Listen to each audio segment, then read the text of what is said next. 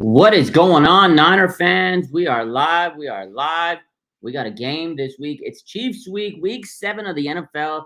It's crazy. 7 weeks already of the NFL season, and we're sitting here at 3-3, first place in the NFC West.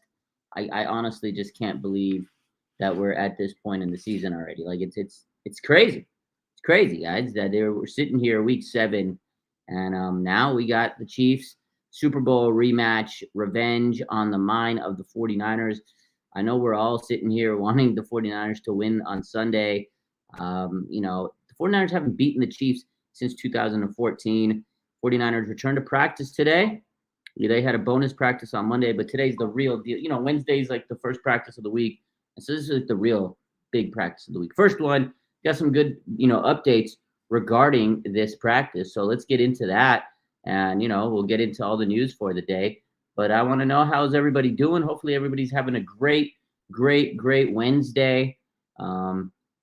Christine says, are we playing the refs today or this week? We probably are. The refs probably are going to be a big part of this game.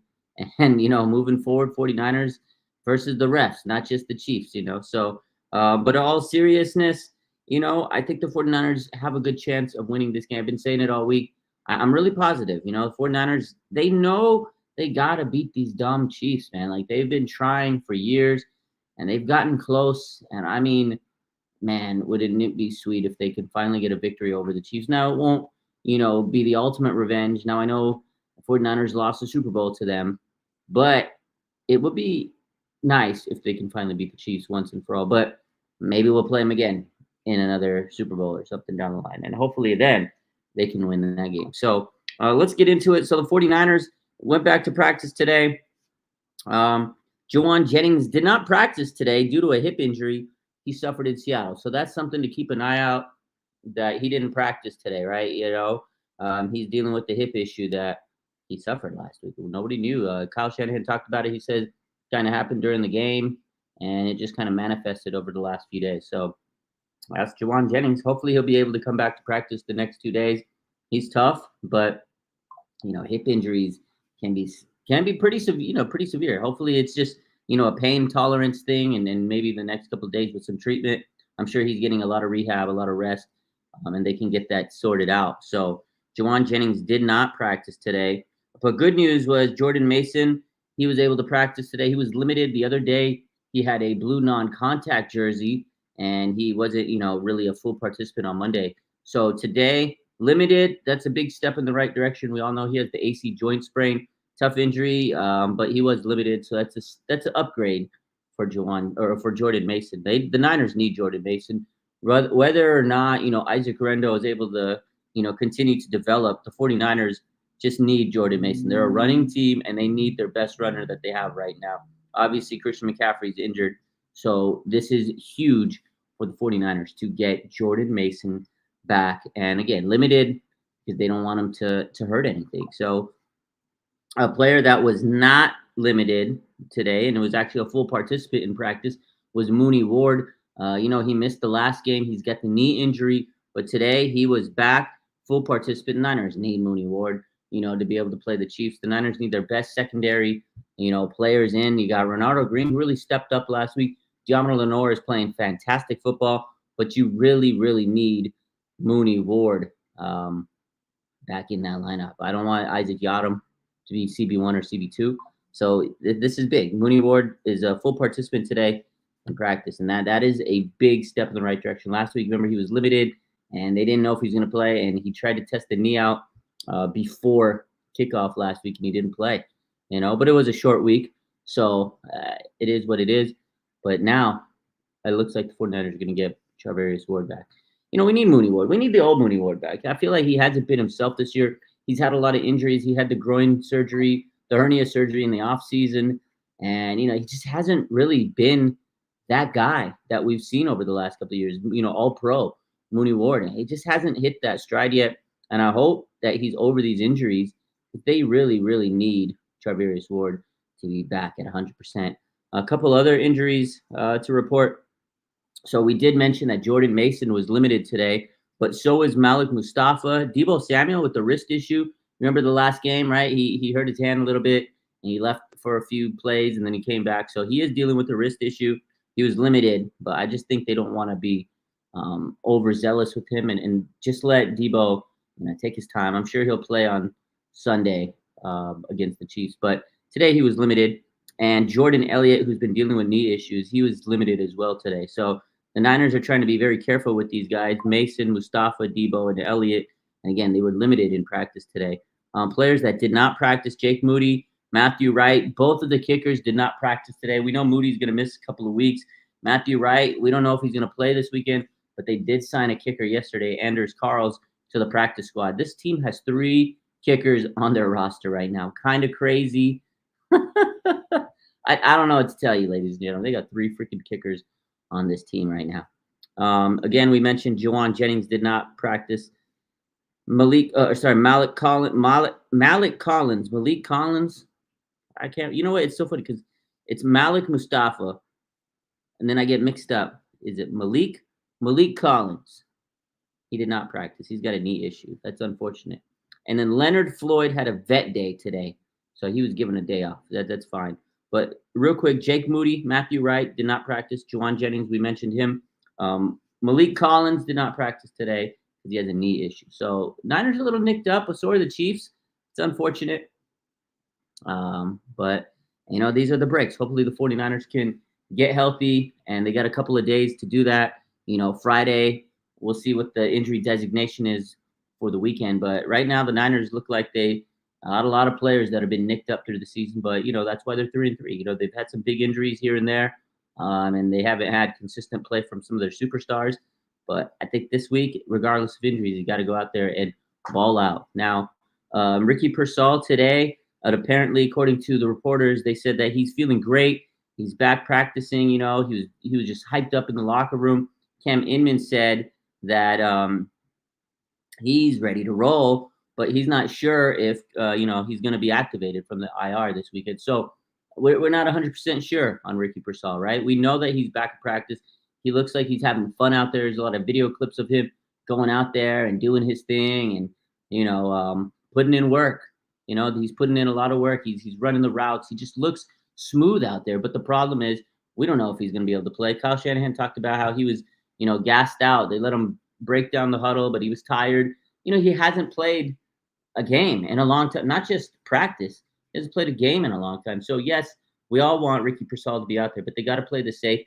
Can he take a hit right now? Is he going to be able to take a hit? Because he did get shot in the chest. And before that, he had a shoulder injury. So Ricky Pearsall, they're still figuring it out. They don't know if he's going to play or be activated this week. But the fact that he's practicing is a huge sign, of positivity.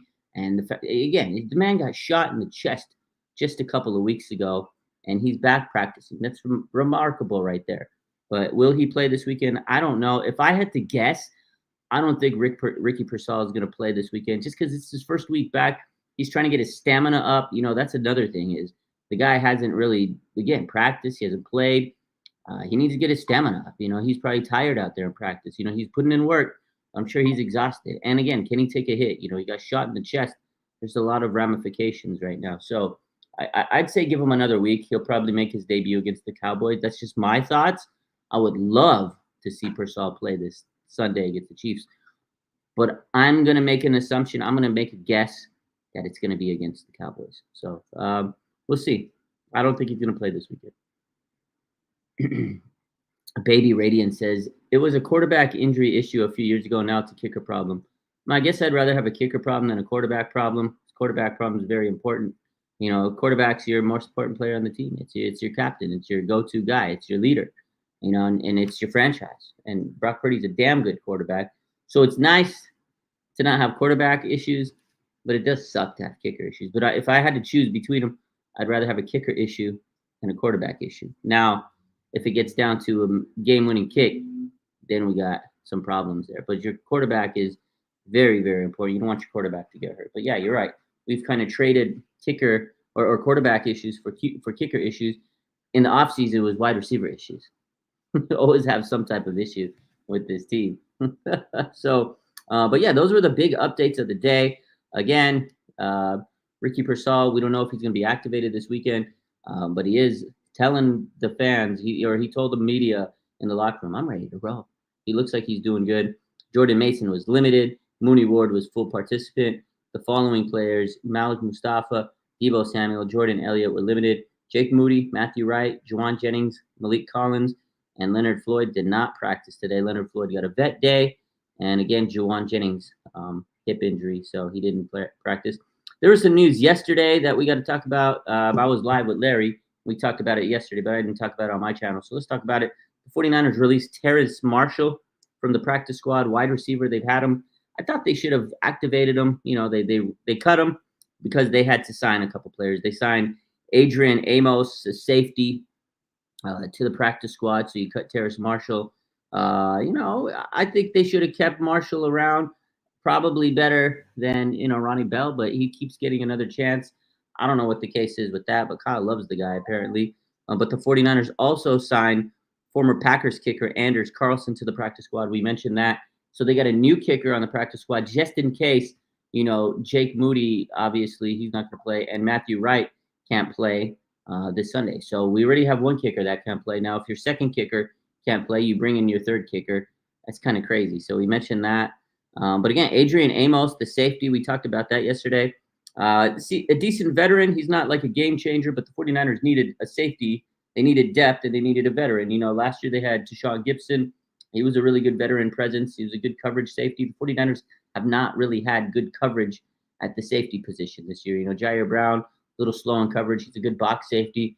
Mustafa, he's dealing with an ankle issue. He showed some flashes so far this year, but he is dealing with an ankle. And then you have, George Odom, who's a special teamer. And, of course, Talanoa Hufanga is on the injured reserve with the torn ligaments in his wrist. So Niners need a safety. Got the rookie Mahoney, but he's a rookie. You can rely on him to, step up and be this big-time player. He's still learning the league. So he needed a safety. And also, Amos is a pretty capable special teams player, and special teams has been horrible. So I think it was a good signing overall. Again, he's not a game changer, but he's a good veteran, been in the league for a long time. You don't have to teach him the game. You need a guy that could step in and get immediate, results right away. So, Baby Radiant says, do I think that they'll make a big trade before the deadline? I think they will. It really depends on these next two games, right? The trade deadline is in 2 weeks, and I really think they're going to figure out what they really need against the Chiefs. The Chiefs are one of the best teams in the league. I know they get saved by the refs, but you got to give Travis Kelce, you got to give Patrick Mahomes their flowers. They're great players, and we'll see what can the defense do to stop those guys. They've played them a lot of times. They played them in the Super Bowl, and they just haven't been able to get it done. What will the 49ers be able to do against them offensively? Will they struggle at the O-line?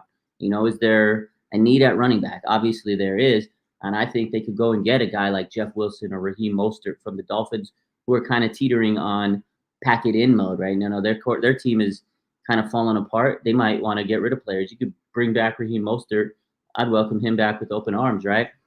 Defense. Is their D-line going to be good enough to stop some of these guys, right? So maybe they get a defensive lineman. There's a lot of defensive linemen available. Hendrickson from Cincinnati could be a viable option if Cincinnati continues to lose, and they try to break it up. And I think cap friendly compared to some of the other guys that people want, like Max Crosby and, those guys, Myles Garrett. Obviously, we'd love those splash signings, but I don't think that is realistic at the moment. But because the 49ers, although they have some cap space, they're probably saving most of it for Brock Purdy and his big contract next year. And, they got to pay that man. So you got to set aside some money. But I do think the 49ers will make a trade at some point. They've been pretty much buyers on the trade market for the last few years. John Lynch is pretty aggressive these last couple of years. Chase Young, Randy Gregory, they've gotten Christian McCaffrey. So if the 49ers need something, they'll go make a trade. They'll make it happen. Good news, Swifty will not be at the game. Yeah, that's great news. Trade coming on election day. Oh, yeah, that's kind of cool. That's crazy. Yeah, busy day. A busy day. Let's see. A couple other news. Mostert can't stay healthy, says Luke. Yeah, he can't stay healthy, but Niners can't really be choosy right now with who the hell they get. They need depth. They need running back depth, especially. We don't know if Christian McCaffrey's coming back in a couple of weeks. We all expect him to be back, right, for the game versus the Buccaneers after the bye week. I think that's what everybody's kind of circling on their calendar. but it's not a guarantee. And if the 49ers aren't guaranteed to get Christian McCaffrey back, you need somebody to help Jordan Mason. Jordan Mason's been great, but he's got the shoulder. He's been carrying the load. He's been running a lot. You need some help. I know Isaac Rendell had a really good game last week, but if he gets hurt, then you're really screwed. So you need depth at the running back position because the 49ers run at a very high clip, and it's just good to have depth there. But yeah, I know Mostert's hard. The biggest issue for him is health. But I mean, again, you can't be beggars can't be choosers at this point. I wouldn't mind getting a guy like that at the trade deadline. Yeah, when that man is healthy, he can ball. That man gives everything he has. A lot of these players on the Niners too. Not just Mostert, but the Niners. Their team is so good when they're healthy, but the problem is they play so hard and they expend so much energy. They get nicked up and then they get hurt, and then when they come back, they're not 100%. They're a little rusty, and it's a crazy cycle how the 49ers, years usually go. But a lot of teams go through this. They get players that hurt, and they got to have younger players step up, or the backup step up. That's football, and it is unfortunate, and we hate to see these big injuries. But again, you got to move on. You got to play and hope the next man up can deliver. And that's why the 49ers draft really well. That's why they try to get solid veterans and add them to the practice squad in case these injuries happen, which they usually do every year. And that's a good reason the 49ers. That's a big reason why the 49ers continue to stay winning and competitive, and at least making the playoffs and challenging other teams because they have a good, healthy roster. They have a solid, amount of players that can step up when needed, and they get a lot of draft picks every year. I know they don't get a lot of opportunities to start, but they do get their numbers called upon when needed, and for the most part, they do a good job. Like this year's draft class has been fantastic. It's been fantastic. So. Don Julio says Kyle better play Green. Better not let the third corner lose us the game. I agree. I want Renardo Green. We all do. I think all Niner fans are screaming for Renardo Green to play. He's been a dog. He played great in the preseason. He was great at training camp from what I saw. And, I mean, he played last week, and he looked amazing. He got the interception.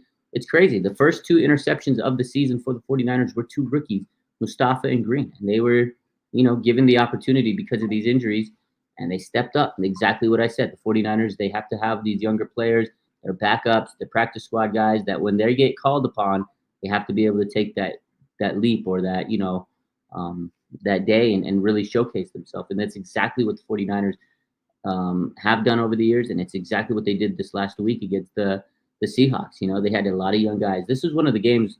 This is one of the best games I've seen for younger players for the 49ers. This game was truly marked by the rise of these rookies. You had Dominic Pooney, man. He was fantastic, and I mean, he's been fantastic this whole season. And he's the number 9th guard ranked by PFF. I know PFF you take it with a grain of salt, but still, he's 9th ranked among all guards. That's amazing in the NFL. He's a rookie. You had Renardo Green, you had Mustafa. Those two guys played so good in the secondary, and Isaac Arendo, who just, boom, exploded. And that's what we need. We need these guys to step up because we do have injuries. CMC, Mooney Ward was hurt, and then a lot of other players, Hufanga was hurt. So these guys stepping up was massive.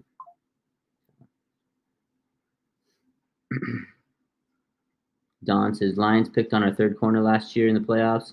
Yeah, they all do. Teams know our third corner right now is not it. You got to pick. You always pick on the weaker. Like no matter what. Every team in the NFL picks on the weakest, player on the defense. That's just common sense. Right now, Devondre Campbell has been getting eaten alive. All right, Yadam, those type of guys are getting cooked out there, as the young folks would say.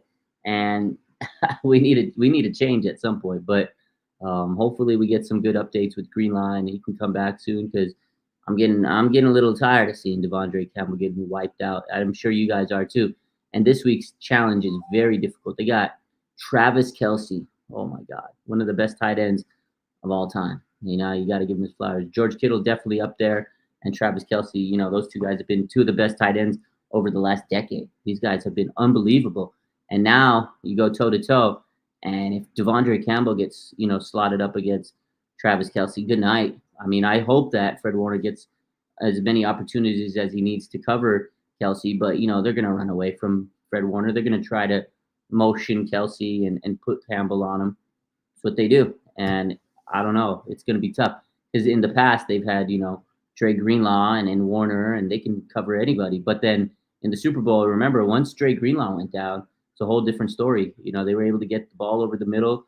Um, they ran away from Fred Warner, and it was unfortunate. So it's not going to be easy without Dre against the Chiefs. So California man says getting eaten alive. That's why the Packers let him go. Yeah. Yeah, let's absolutely. Now we can see why they said, "Oh, get this man off our roster." I mean, it makes sense. You watch him and you're like, "Oh God, no wonder the Packers let this guy go." And there was a lot of drama when he left on his Twitter. He was talking trash and salty, and I don't know, just a weird guy.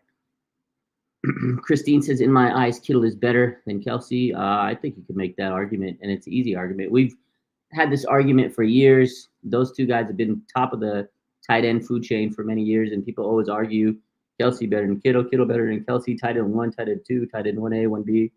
I mean, unfortunately, you got to give, Kelsey the edge in terms of championships and touchdowns because he's had a great quarterback. And, Kittle's put together so many great seasons with not great quarterback play until recently, right, with Brock Purdy. But, man, Kittle's had some fantastic seasons. And now he's starting to score touchdowns. And that's huge. That's what he's kind of always missed. Now he's scoring touchdowns.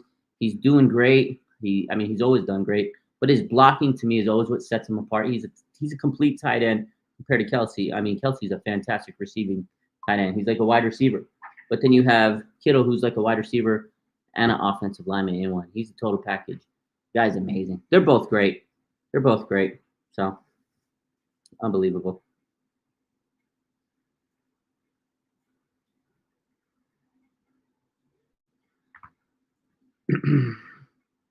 Workaholic says, "We're hoping for the win." I think we're going to get it. My man says, "My stepdad is a Chiefs fan. I can't stand him. Makes me feel little. So make him feel little this weekend." I hope that you can get the dub and celebrate over your stepdad because I'm tired of these Chiefs fans getting the last laugh on us. Let's see. Don says, "I believe in Garendo. He'll have 100 yards with that speed. Coach him up. He has the potential. That's why Kyle got him because of that speed, breakaway speed. He's still very raw. You can see it at times. Sometimes he just doesn't trust the vision or he doesn't have that vision yet. But this weekend, or last week against the Seahawks on Thursday, I mean, the guy, boom, we were like, wow, okay, now we see what it is. He's slowly getting better. He can definitely have, a big 50, 60, 70-yard run at any time because of that speed. Once he trusts his blockers and gets a little bit more comfortable in the NFL, he's going to be putting up 100-yard games. So you're absolutely right. And I think he's going to be a vital component for the 49ers offense through the next couple of years. Young player, as long as Kyle can develop this guy, he's going to be great. And then the 49ers have always tried to hit in the draft for a running back. It looks like they might have finally did it. We liked Elijah Mitchell. They drafted him late in the draft a couple years ago, but he just couldn't stay healthy. Now you just got to pray that Garendo can stay healthy. So, so we'll see. It's going to be a good weekend. I'm hoping for a win. I think we all are. I think the Niners, if you've watched all the interviews and press conferences so far, they all want this game. Fred Warner says it's not going to be easy. Travis Kelce's tough, but he also said, I haven't beat him since I've been here. George Kittle, Deebo Samuel, they said these are the types of games you play football for. They both said they haven't really beat the Chiefs since they've been here. I think Kittle said he beat them in a preseason game in his rookie season. It doesn't matter, right? Preseason, who cares? The Niners are starving for a victory against the Chiefs. I think all fans are. We want to at least finally beat them, get the monkey off the back, because then mentally, you can finally beat these guys. You can beat Patrick Mahomes. You can beat Andy Reid. You can beat these guys. But no, it won't be easy. Chris Jones, somebody got to stop that guy. So. Debtopia says, "Who do we dislike more overall, Chiefs or Cowboys? Who do you guys hate more?" Man, that's a tough. I think historically over the years, I've hated the Cowboys. I just, growing up and over the 90s and the 80s and all those years, Cowboy. I hate them. And a lot of my fans, my friends were Cowboys fans. You were either a Niner fan or a Cowboys fan in the 90s. And I had a lot of friends that were, Niner fans. I had a lot of friends that were Cowboy fans. I hated them. I had family members that were Cowboy fans. It's like rivalry. But over the last couple of years, the Niners have owned the Cowboys. I still hate them. but the Chiefs have pretty much owned the 49ers. They've been the kryptonite. So I feel like over the last couple of years, I hate the Chiefs more, right? More recency. It's like recency bias. I recently hate the Chiefs more because they beat us in multiple Super Bowls. I can't stand the Cowboys, and I never will. They're always going to be hated rivalry, and it's funny to see them lose. But I hate the Chiefs more because they've cost the Niners 2 Super Bowl championships in the last couple of years. Yeah, F the Chiefs. Raj looking rough. I'm not looking rough. It's just this camera angle. I'm using this MacBook, and the lighting is really bad. But I'm feeling good. It is what it is. This lighting's bad. I get this perfected. Yeah. Cowboy wins are fulfilling. Kyle cost the Niners, said observe. And can Kyle get over the hump against the Chiefs? I hope. I pray. Need this man to beat the Chiefs. Let me see. AJ says, remember we used to hate the Seahawks because they owned the Niners for a long time? I still hate the Seahawks. I mean, I'm never going to – that's another team I hate. But you're right. Recently, the Niners have owned the Seahawks.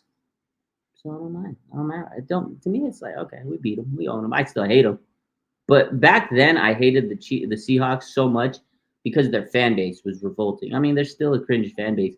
But back then, they were so rude because I remember that NFC Championship game where the fans were throwing popcorn at Bowman, after he got injured. Like, that's why I hated them, because I couldn't stand their fans. I couldn't stand their team. They'd always be chipping and chatting and barking after they beat the Niners, and it was just annoying because, A, you lost to them, and it was your biggest division rival, and then they were yapping and talking, and you couldn't say nothing because they beat your team. It's like, God damn. So, yeah, I used to hate them even more. Still hate them, but I guess not as much as the Chiefs because the Chiefs have been owning the Niners, so it's more of it's a thing. Once you start beating a team, it's like, you don't hate them as much because you're owning them. But the Chiefs own the Niners right now, so I hate them the most out of all of them, But those Seahawks teams, man, when they had the Legion of Boom, I could stand them. They would always be yapping, talking trash. Then he had Richard Sherman, who I love now. But back then, Richard Sherman couldn't stand the guy. He was, try me with the sorry receiver like Michael. You remember that? I hated that guy. Oh, my God. And now he's like our biggest fan. California man says 2014 was the last time 49ers beat the Chiefs when ex-49er Alex Smith was the Chiefs quarterback. Yeah, it was a battle of Kaepernick versus Alex Smith. What a time. That was crazy. Nathan says, I still hate the Seahawks to this very day. Glad we still own them. Me too. I'm glad we've been whooping them up over the last years. The Niners have been owning some teams lately, but the Chiefs have been the one team that have really just owned the Niners, and I need that to change. Starts this weekend, ladies and gentlemen. We'll be live later this week. You guys have a good rest of your night. I appreciate y'all. Hit that like button. Make sure you hit that follow button. Subscribe if you're not. Love y'all. Have a good night. Go Niners.